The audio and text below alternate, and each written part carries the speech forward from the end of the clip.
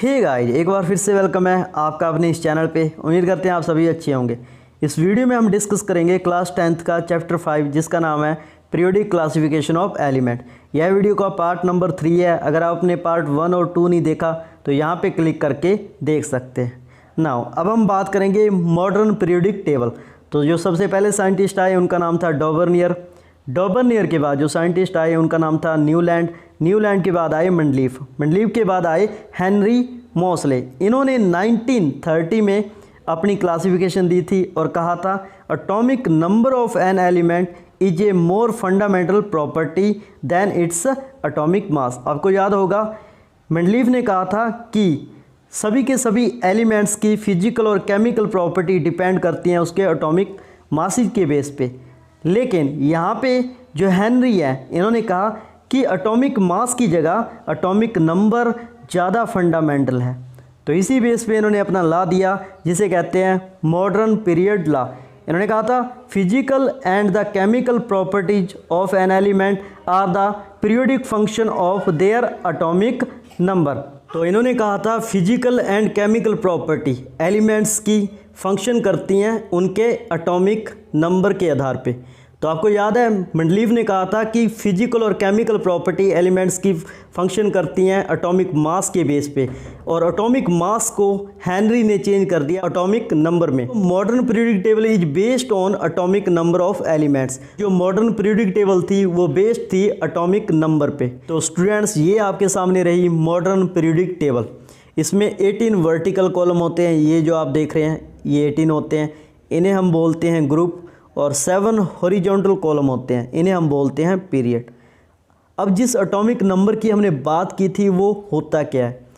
ये जो atomic number है equal to number of proton present in the nucleus of an atom of an element. Element atom के बने होते हैं और एटम में जो न्यूक्लियस होता है उसमें जितने नंबर ऑफ प्रोटॉन होते हैं उसे बोलते हैं उसका एटॉमिक नंबर, और उसे रिप्रेजेंट करते हैं जेड से।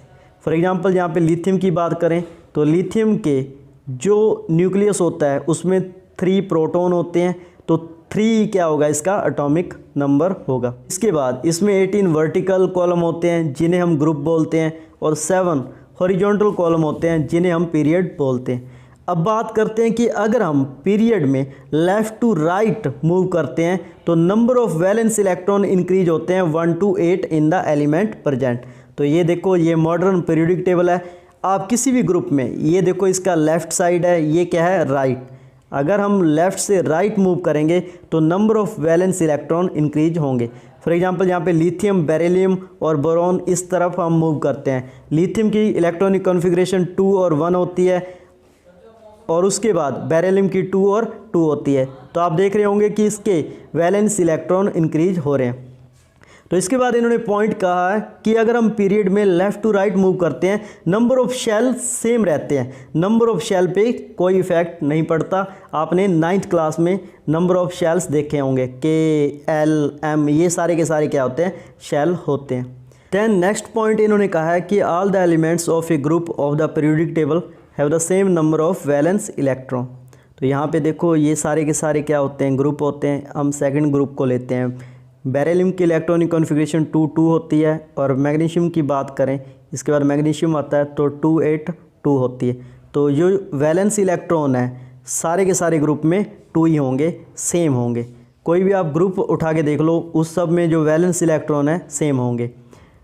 तो आज के लिए इतना ही। नेक्स्ट वीडियो में हम बात करेंगे वैलेंसी क्या होती है, एटॉमिक साइज क्या होता है, metallic and non metallic character क्या होता है, देन इलेक्ट्रोनेगेटिविटी। तो बस कीप स्माइल और पढ़ते रहिए। मिलते हैं नेक्स्ट वीडियो में, तब तक के लिए बाय बाय, टेक केयर।